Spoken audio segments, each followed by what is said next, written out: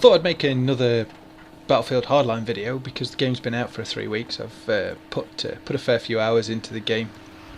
Know a lot more about it now. Had the opportunity to unlock some stuff, play all of the game modes, and see what the game's about. Enough to generate myself an opinion on it. I wanted to go through what I think's wrong with the game and what I think is right with the game as well. One list is considerably longer than the other. When I purchased this game, I was really looking forward to getting into it. I was hoping for another Battlefield 4, another game that I could sink another 700 hours into and enjoy it for that length of time. Unfortunately, I think that's likely not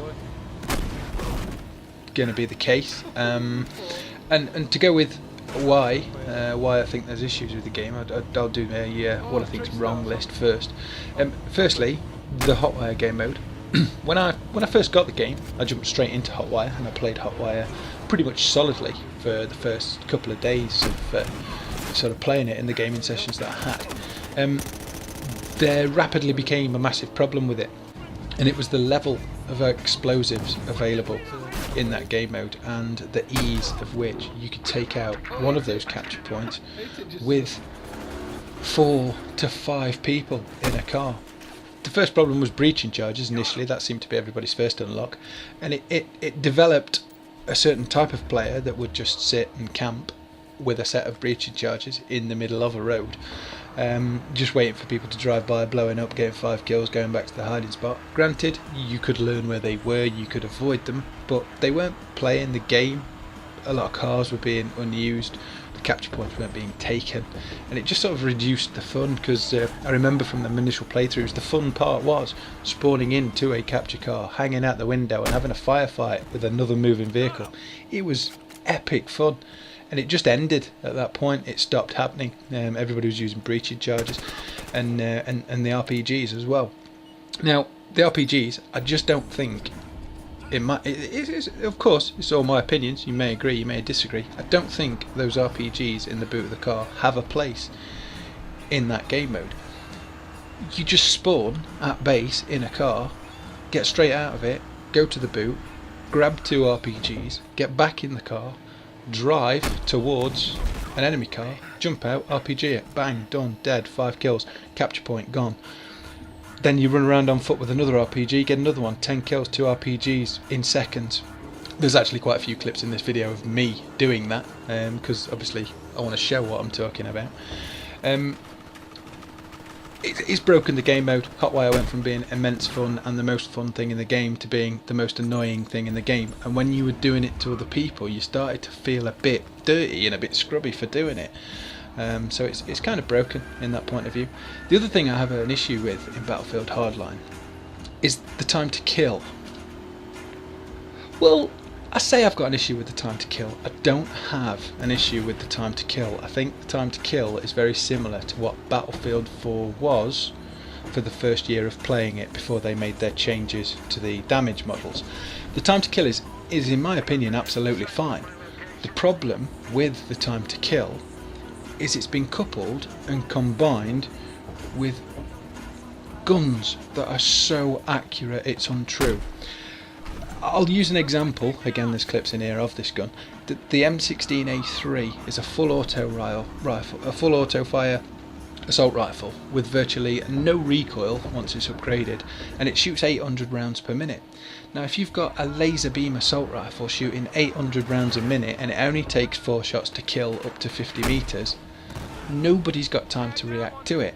If you're gonna have a time to kill that's that short, you should have guns with more recoil and with more skill required to control them, so that at range you can have a firefight, you can get those situations where bullets are whizzing past people's heads and vice versa, like you can do in Battlefield. If you get 2 people in Battlefield stood 20-30 metres apart firing assault rifles at each other, you're not going to get your kill within the first 4-5 bullets. You're going to use half a mag, and that's going to extend the time and the excitement and the thrill of that gunfight. In Hardline, if you're stood still and you see someone 50 metres away or closer with the M16A3, with the attachments, they're dead. It's that simple. They can't react, you don't have an extended gunfire, it's over. With recoil, with bullets flying past your ears, with chance to react, with chance to dive, prone, crouch, turn, it would make the gunplay more exciting and more fun for me. Carrying on a sort of a gun-based theme, I really do not like the buying system they've implemented. It's made a lot of the guns entirely avoidable. The speed at which you generate money in the game and the amount of guns they've got is wrong, in my opinion. It's far too easy to save up, buy the best gun, dominate, and just buy everything else. That's all anybody does.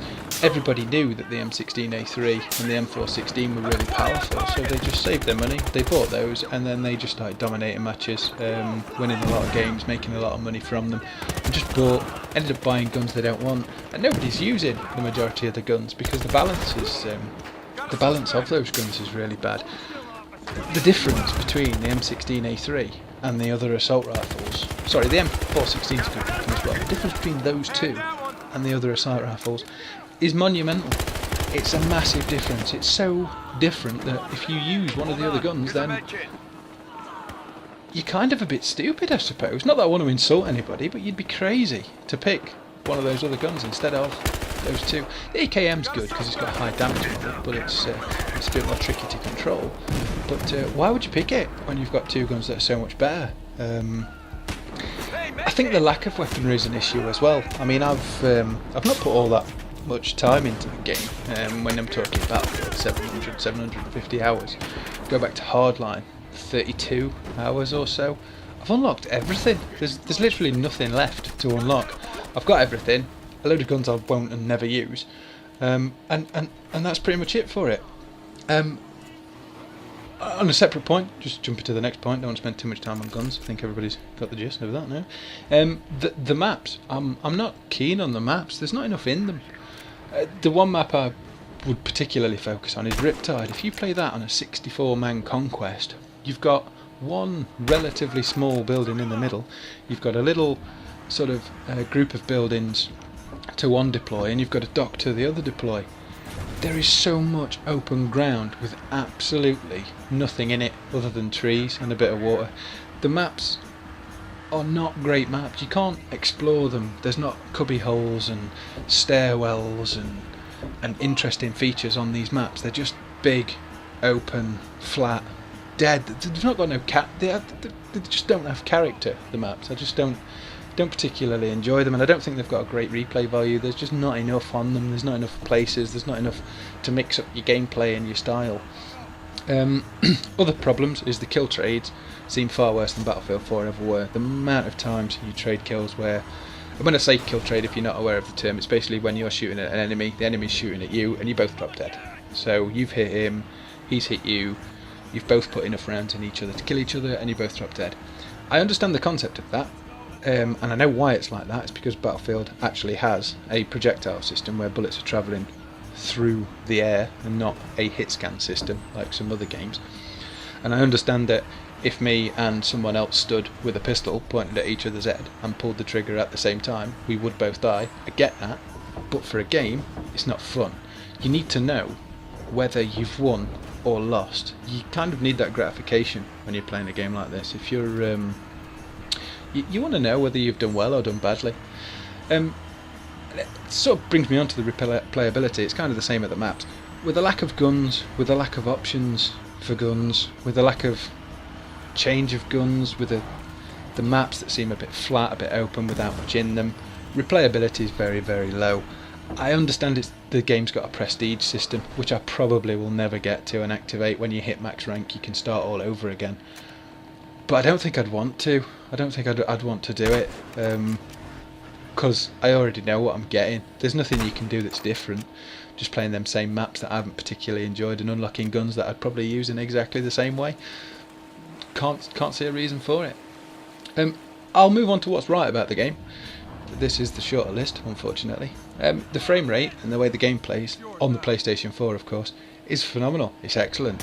If Battlefield 4 played as well and as smooth as Hardline does, it would quite possibly be the greatest first-person shooter I have ever played and ever, would hope to play. It plays really well. They've done a lot of work on getting this game to run in the right way, and hopefully they can take that with them when they do the Star Wars game, the Battlefront game that's coming out. Hopefully they can take that smoothness, get rid of the problems on the wrong list, add that smoothness to what Battlefield 4's got, and produce a quality game. Again, what's right is the time to kill. As I said when I said the time to kill was wrong, it's also right. I like this speed of killing. I think it increases the pace of the game, and I think a good quick first-person shooter on a console is kind of what a lot of people go for. But again, need to sort the weapons out. The weapons need to be, if you want to drop someone at 50 meters with an assault rifle, you need to be skillful. Some of those bullets need to miss instead of all of them hitting everybody all the time. Another thing they've done right is there's no counter knife. God, I can't even count the amount of times the counter knife has irritated me in Battlefield to the point of snapping my controller in half. Just when you think you've stabbed someone from the back, all of a sudden they randomly change position and they've counter-knifed you somehow. It's ridiculous. That feature was terrible. Don't like it one bit. And the feature that they put in and the way they put it in Hardline's far better. That's kind of all I've thought about for this one. And obviously it's getting quite a long video, so I'll cut it at there. If you got any comments on what your opinion of these is, you may agree, you may not. Everybody's entitled to their own thoughts, of course. Feel free to comment below with what you think, and we'll take it from there. If there's anything else I feel like talking about in Hardline, I will do so. I'm not entirely sure. I'll make many more videos of it because I think I've pretty much done everything. But I hope it was informative. I just wonder if people share the same opinions, and maybe they can fix these things in a patch. I don't know. Obviously the maps they probably won't, but if they can fix some of these things, they might get it into being a far more satisfying game. So fingers crossed. Let's see what they can do. Thanks for watching. Have a good day.